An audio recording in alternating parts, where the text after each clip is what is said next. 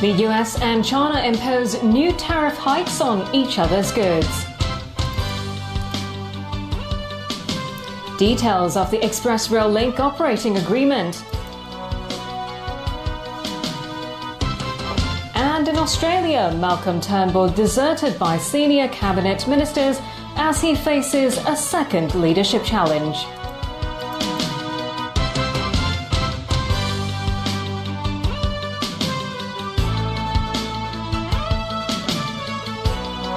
Good evening and welcome. The United States and China have imposed more tariff hikes on $16 billion worth of each other's goods. Today's escalation over Beijing's technology policies comes even as mid-level officials from both sides resume talks in Washington. The world's two largest economies have now slapped tit-for-tat tariffs on a combined $100 billion of products since early July. And more could be on the way, adding to risks to global economic growth. The latest round of tariff hikes took effect amid 2 days of talks in Washington between mid-level officials from both sides. Today, the Foreign Ministry said China hopes to reach a good result in trade talks with the U.S. and that it hopes the U.S. can meet China halfway. In Beijing, the Commerce Ministry said in a statement that Washington is remaining obstinate by implementing the latest tariffs, which kicked in just after midday Hong Kong time. Officials added that Beijing will file a complaint over the latest tariffs with the World Trade Organization. Business groups are hoping the U.S.-China talks in Washington will mark the start of serious negotiations over Chinese trade and economic policy changes demanded by U.S. President Donald Trump. Trump has threatened to put duties on almost all of the more than $500 billion worth of Chinese goods exported to America annually. He wants Beijing to make sweeping changes to its intellectual property practices, industrial subsidy programs, and tariff structures, as well as buy more U.S. goods. Trump administration officials are divided over how hard to press Beijing, but the White House appears to believe it's winning the trade war as China's economy slows and its stock markets tumble. U.S. Commerce Secretary Wilbur Ross said yesterday that the U.S. has a much stronger economy than China does, and they know that. Economists say that every $100 billion of imports hit by tariffs reduces global trade by around 0.5%. 1 month left before Hong Kong's high-speed rail link opens. Details are finally in. Officials today announced 44 mainland cities will be accessible by direct train services with fares as low as 78 Hong Kong dollars. It's official. A ticket dated September 23rd when the local section of the Express Rail Link opens. But will it also be second class? With more than 4 months of trial operations under our belt, and with the recent confirmation by government that the system is safe and sound, we are confident of and remain committed to providing safe and efficient high-speed rail service, whilst managing any teething issues that may arise. The rail operator was today granted 10 years to operate the rail link and will pay $2.7 billion as concession payment. Here's the latest plan. From West Kowloon Station, travellers can take the high-speed train directly to 44 mainland cities, 26 more than originally proposed. 6 are short-haul destinations like Shenzhen's Futian, with tickets at around 78 Hong Kong dollars. During peak periods of the year, 114 pairs of short-haul trains will run daily. It's also possible to head to Beijing at just over $1,200 a ticket or pay around $1,100 for a trip to Shanghai. From the very conservative projection that we are taking 80,000 plus passengers a day for the year 2018. Given such a low patronage, we are still making a reasonable return. And therefore, if we are expecting more patronage in the future, then the probability of incurring a loss would be rather minimal, I would say. The 26-kilometer-long local section has been shrouded in controversy from the start, not least due to spiraling construction cost, which now stands at $84 billion, but also the co-location plan at West Kowloon Station. It's a joint checkpoint system where local and mainland authorities agreed to put in place to facilitate travellers, something lawyers and pan-democrats argued is unconstitutional. Residents in Japan are bracing for Typhoon Cimarron today, the second storm to approach the Japanese islands in a week. Volunteers in storm-hit southwestern Japan are cleaning up after heavy rain caused substantial damage in the wake of Typhoon Soleil. Now, Cimarron is expected to make landfall as a Category 1 typhoon later tonight over Shikoku Island. It's also expected to cross Honshu over Okayama Prefecture, which saw fatal floods in July, killing more than 200 people. In Koshi City, statues of famous samurais of the region were taken down to prevent them from being blown away. Australia's political revolving door keeps turning. The country could have its sixth Prime Minister in less than a decade as Malcolm Turnbull's leadership is being questioned by his own party. Peter Koveos explains.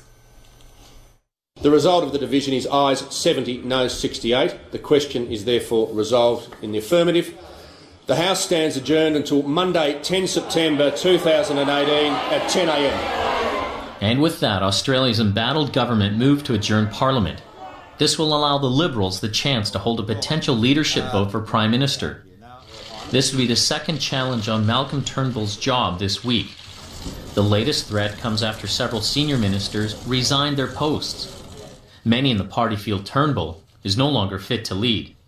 It's with great sadness and a heavy heart that we went to see the Prime Minister yesterday afternoon to advise him that in our judgment he no longer enjoyed the support of a majority of members in the Liberal Party party room, and that it was in the best interest of the Liberal Party for the Prime Minister to help manage an orderly transition to a new leader. Tuesday, Turnbull won a ballot over former Home Affairs Minister Peter Dutton. Dutton resigned his post after losing the vote, but is calling for a second leadership contest. The under-fire Prime Minister questioned his challenger's eligibility. Dutton has financial interests in daycares, which receive government funds, which could be against the law. I cannot underline too much how important it is that anyone who seeks to be Prime Minister of Australia is eligible to be a Member of Parliament, because a minister, let alone a Prime Minister, who is not eligible to sit in the House is not capable of validly being a minister or exercising any of the powers of a minister. Dutton needs the signature of 43 Liberal lawmakers to call a party meeting for Friday. Australian media report that Treasurer Scott Morrison and Foreign Minister Julie Bishop will also seek the party's top job. If the meeting is convened, that would signal the end of Turnbull's run as leader. In terms of my own intentions, when the party room meeting is called, I will invite a spill motion to be moved.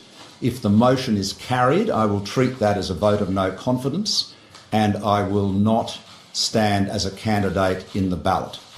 A new Liberal leader may add to the country's political instability, threatening the government's one-seat majority or pushing the new boss into calling for an immediate general election, and that could lead to yet another new Australian leader. Peter Koveos, TVB News. 2 people were killed after an attack by a man wielding a knife near Paris. Police were called out to this area west of the capital to neutralise the situation. They subsequently shot and killed the assailant. Early reports said that the 2 people killed could be related to the attacker. A third victim, a passerby, was gravely injured in the attack. The Islamic State group has claimed responsibility. German police have arrested a Russian man suspected of plotting a bomb attack in Germany after turning to radical Islam. He had allegedly acted together with a French national who was detained in Marseille last year.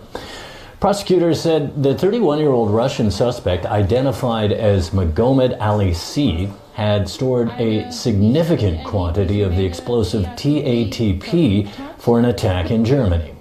No explosives were seized in Wednesday's raid on his apartment, but authorities want to find out what happened to them.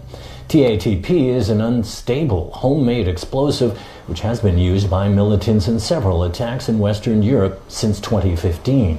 Both suspects are believed to have ties with Anas Amri, the Tunisian man who drove a hijacked truck into a Berlin Christmas market in 2016, killing 12 people. Still ahead in tonight's news. Court finds the airport authority in breach of security rules over unattended baggage incident. And a Russian couple wins this year's World Tango Championship in Buenos Aires.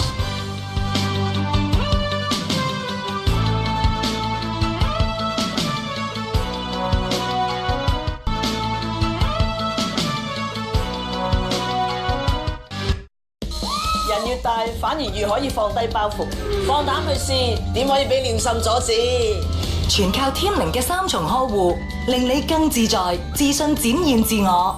而家天靈推出貼身活力褲，貼薄唔現形，咩造型都冇難度。你哋都快啲嚟體驗下啦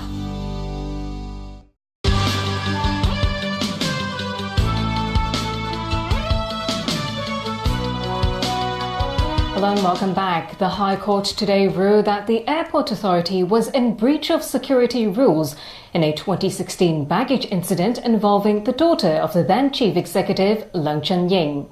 That's when an unattended bag belonging to Leung Chun-yan was screened for security clearance at the airport without the presence of the passenger. Sharon Tang reports. Victory for these cabin crew representatives. We are pleased and very positive. We are the representatives of the industry. At any time, we just want to make sure our skies are safe, our passengers are safe, and our professional is always upheld. It dates back to March 2016 when the younger daughter of the then chief executive Leung Chun-ying left one of her carry-on bags outside of the restricted area of the airport. Airline staff then took the bag through security on her behalf. The incident prompted Lo Mei, a Cathay Dragon flight attendant, to file a legal challenge against the airport authority and Aviation Security Company Limited. And today, the judge ruled in favor of the applicant. He noted that it stated clearly in the Aviation Security Manual that all screening of cabin baggage shall be conducted in the presence of a passenger, including X-ray and manual searches. Though procedures can be complicated, it is important to protect civil aviation safety. The judge added that it would be unjust to the applicant to dismiss her application on the sole ground that it is academic. That's an argument made by the defense counsel, given the Secretary for Security had exercised his powers to change the relevant regulations in April this year. While the airport authority is ordered to shoulder legal fees, it says it respects the judgment and will study it in detail. Sharon Tang, TVB News. A 3-month-old baby girl was found dead inside a village house in Lok Ma Chau earlier today. Police have arrested the infant's mother on suspicion of manslaughter. Officers went to the house at Tung Chan Wai after receiving a report at around noon. They found the infant in a coma. There were no physical injuries on her body, and the child was later certified dead by medics. Reportedly, the baby's 20-year-old mother made the call to the police. According to sources, someone admitted the baby was left alone in the house after her parents had an argument. The murder trial of a medical professor continued today. The defendant is accused of killing his wife and daughter with carbon monoxide. Traces of antidepressants were also found in the wife's body. Caleb Leung reports from the High Court. Carbon monoxide intoxication. That's the sole cause of death of the wife and daughter of Ko Kim Sun, a Chinese university medical professor. Ko returned to court today for his hearing after he allegedly killed them 3 years ago with the fatal gas. The two were found dead in a vehicle with a yoga ball in the trunk filled with the gas with its air plug removed. A forensic pathologist who performed the autopsies testified today. He found no fatal injuries on the two bodies, but test results showed a high concentration of carbon monoxide in their blood. The wife's sample showed a concentration of 50%, and the daughter's was slightly lower at 41%. Anything higher than 40% is fatal. There were also traces of antidepressants found in the wife's body, but the amount was not fatal. The court took an early lunch break as Ko broke into tears when the experts started testifying about the daughter's autopsy. The family domestic helper also testified, who saw the wife and daughter getting into a yellow car before they were found dead. The helper said she didn't see a yoga ball inside the vehicle. The court was adjourned until tomorrow. According to the latest information, 56 witnesses are expected to testify for this case. Caleb Leung, TVB News. Authorities in Guangdong, Hong Kong and Macau have arrested more than 4,200 people over the past 3 months in a joint crackdown on triad activities and organised crime. The youngest among those rounded up is just 12 years old. A senior police official in Hong Kong says more than 6,000 locations have been raided, including nightclubs and game centres. Besides weapons and imitation firearms, $90 million worth of drugs has been seized. Along with other illegal goods like counterfeit DVDs and contraband cigarettes, police pegged the total haul at around $310 million. There was an historical dance performance at one of the birthplaces of the tango. Zagdiana Kamisina and Dmitry Vasin became the first Russian winners at the World Championships of the Latin dance. The Moscow pair were stunned when they received their trophies. The duo beat out 19 other couples in the final stage of the competition to earn the top prize. This was the third time the couple have competed as a team at the event.